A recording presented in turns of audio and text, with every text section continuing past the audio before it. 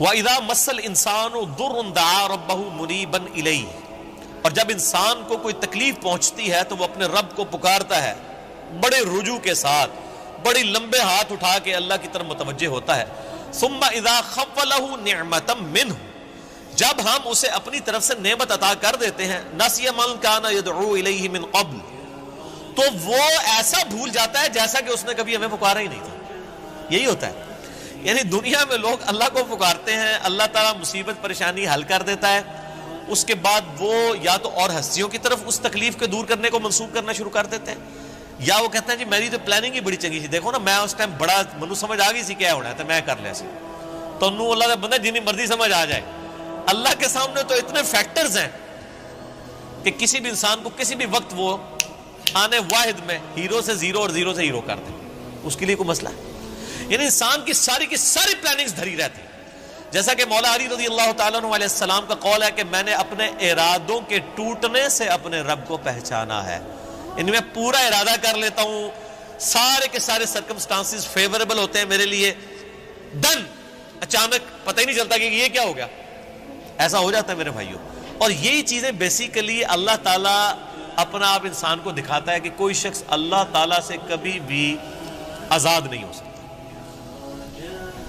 حتیٰ کہ آپ دیکھ لیں سورۃ الکہف میں آیا کہ اے نبی علیہ السلام کبھی ایسا نہ ہو کہ آپ یہ ایک بات کہیں کہ میں کل یہ کام کروں گا اور آپ انشاءاللہ نہ کہیں، ایسا کبھی نہیں ہونا چاہیے، انشاءاللہ کے ساتھ کہنا ہے۔ اگر وقت کے پیغمبر کو یہ بات کی جا رہی ہے، ہمارے محبوب صلی اللہ علیہ وآلہ وسلم کو، کہ آپ نے کبھی مستقبل کے بارے میں انشاءاللہ کے بغیر بات نہیں کرنی، کبھی نہیں کرنا ہے میں کام کروں گا، مگر یہ کہ انشاءاللہ ماشاءاللہ کے ساتھ، کیونکہ انسان تو صرف ان فیکٹرز کو دیکھ رہا ہوتا ہے نا جو آپ کے سامنے۔ ہم نے کئی بار چیزیں دیکھی ہیں، ہر فیکٹر کاؤنٹر کرتے ہیں، میرے جیسا تو وہمی بندہ کوئی شاید چھوڑتا ہی نہیں ہے، پھر بھی کچھ کوئی نہ کوئی پاک نکل آتی ہے بچوں، کیوں نکل آتی ہے؟ انسان کبھی آزاد نہیں ہوتا اللہ سے، اس کی تقدیر سے کبھی آزاد نہیں ہو سکتا۔ اسی لیے الحمدللہ عرصہ دراز سے ہم اپنی پوری ایفرٹ کر کے اس کے بعد اللہ پر ہی توقع رکھتے ہیں، اور میں یعنی جتنا اپنے دنیاوی معاملات میں یا دین کے کام میں ریسورسز کو مینج کرنے میں وہمی ہوں نا، اس سے زیادہ میں الحمدللہ عرصہ دراز سے اللہ کے بارے میں وہمی ہوں کہ جب کچھ میں سب کچھ کر لیتا ہوں نا، اور مجھے سب سے زیادہ جس چیز کی ٹینشن ہوتی ہے نا وہ اللہ کی ہوتی ہے کہ اللہ تعالیٰ کو رکاوٹ نہ ڈال دے، اللہ کی طرف متوجہ رہتا ہوں ہر معاملے میں۔ اور اس کا میں نے پھر پازیٹیو رزلٹ دیکھا ہے کہ میرے بگڑے ہوئے کام جس میں میں نے کئی چیزیں اوور لک کی بھی ہوتی ہیں وہ پھر اللہ نے سنبھالی ہوتی ہیں، وہ خود بخود ریزالو ہونی شروع ہو جاتی ہیں، پتہ ہی نہیں چلتا کہ کہاں سے اللہ تعالیٰ معاملات کو سیدھا کرتا ہے۔ وَمَن يَتَّقِ اللَّهَ يَجْعَل لَّهُ مَخْرَجًا وَيَرْزُقْهُ مِنْ حَيْثُ لَا يَحْتَسِبُ، یہ قرآن کی آیت ہے سورہ طلاق کی، جو کوئی اللہ پر تقوی اختیار کرے گا ہم اس کو وہاں سے رزق دیں گے کہ اسے گمان بھی نہیں ہوگا۔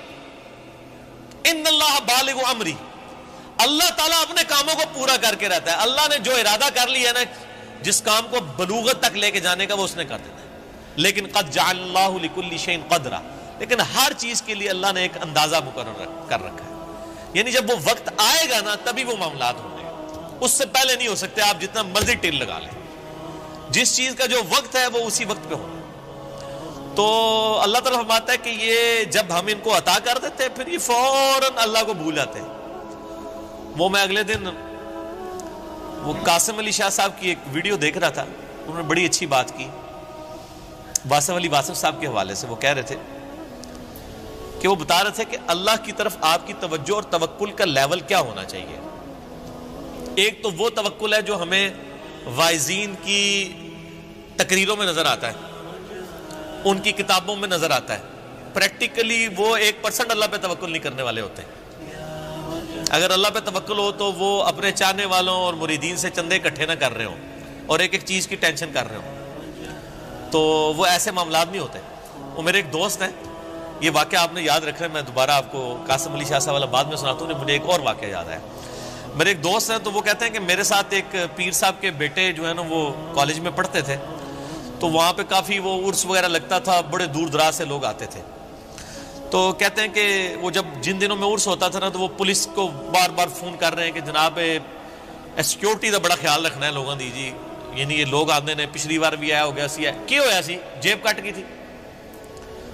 میں نے دیکھا کہ پیر خانے پہ یا کوئی عرس پہ لوگ جا رہے ہوں, لوگ ان کو وہاں پہ مار رہے ہوں کہ یہاں ادھر کیا کرنے آئے ہیں. وہ تو بیچارے بڑے کمزور لوگ ہیں جو عرسوں کے خلاف ہیں, نہ ان کے پاس یہ کیپیبلٹی کہ وہ مارنے والے تو دوسری پارٹی ہیں. تو کہتا ہے میں نے اس کو کہا یار تم اتنی ٹینشن کیوں لیتے ہو, مطلب جو آ رہا ہے اس کو کہنا ہے جی اللہ تو بندے ہوئے جیبا کٹ جائیں گے سانو کہہ دیں گے تھے آگے. یہ اس نے خود بول کے کہا, اس نے کہا ہمارے مریدین کی اگر جیبیں کٹ گئیں تو یہ ہمیں کیا دیں گے, تو ہمیں ان کی جیبوں کی زیادہ فکر ہوتی ہے. اور مریدین اس لیے سے جا رہے ہیں کہ پیر صاحب جو ہے نا وہی ہماری حفاظت کرنے والے ہیں, اور پیر صاحب آپ کی جیب کی حفاظت کے لیے خود پولیس کے محتاج ہیں. آپ اندازہ کر لیں. اور وہ قاسم علی شاہ صاحب کہنے لگے کہ وہ واصف علی واصف صاحب ایک مجلس میں فرما رہے تھے کہ اللہ کے بندوں میں اور دنیا داروں میں کیا فرق ہوتا ہے.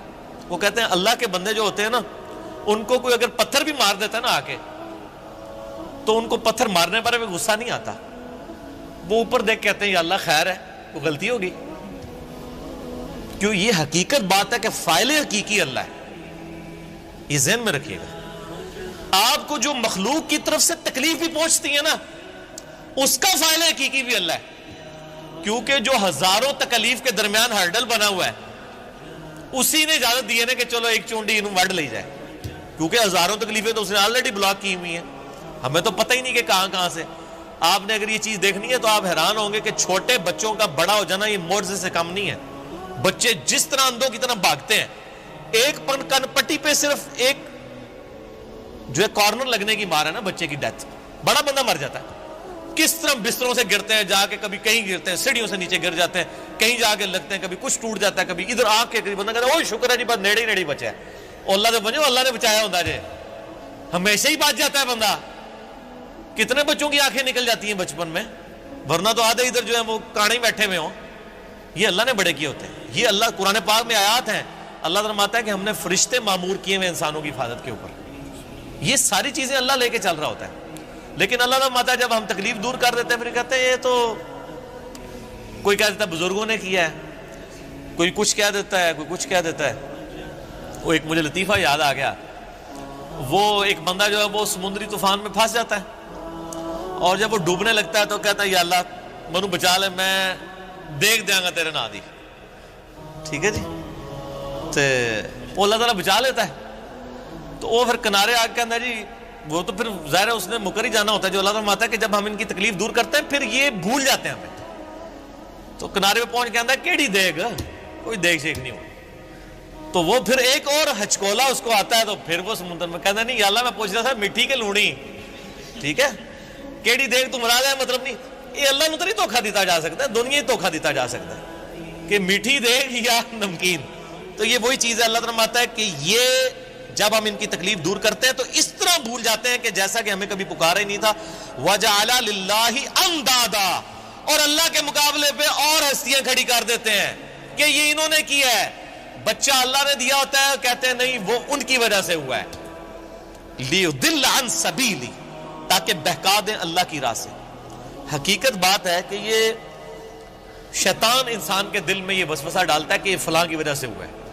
آپ ہندوؤں کے پاس چلے جائیں, وہ بھی یہی کلیم کرتے ہیں کہ جی ہم فلاں مندر میں گئے تھے تو ہمیں اولاد ہوگی, حالانکہ اللہ دے رہا ہوتا ہے. لیکن شیطان جو ہے وہ اینڈ ٹائم پہ ایسا وسوسہ ڈالتا ہے کہ انسان اور ہستیوں کی طرف اسے منسوخ کرنا شروع کر دیتا ہے. ہم نے تو کئی ایسے دیکھے ہیں جو لوگوں کو بچے دے رہے ہیں لیکن خود بے اولاد ہوتے ہیں. ان کو کہیں آپ کیوں نہیں اولاد ہو رہی ہے. سورہ شورا کا آخری رکوع پڑھ لیں. اللہ فرماتا ہے اللہ جسے دیتا ہے بیٹے دیتا ہے, جسے چاہتا ہے بیٹیاں دیتا ہے, جسے چاہتا ہے دونوں دیتا ہے, اور جسے چاہتا ہے محروم رکھتا ہے.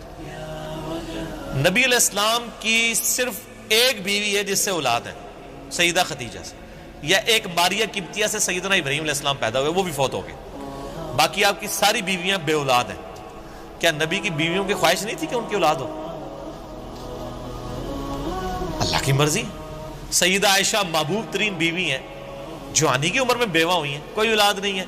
اللہ ان کو ایک بچے ہی دے دیتا کہ حضور کے بعد انہوں نے 47 سال تک زندہ رہنا تھا, کہ چلو ان کی ایک دل جوئی کا معاملہ ہو جاتا کہ 18 سال کی عمر میں بیوہ ہو گئی ہیں.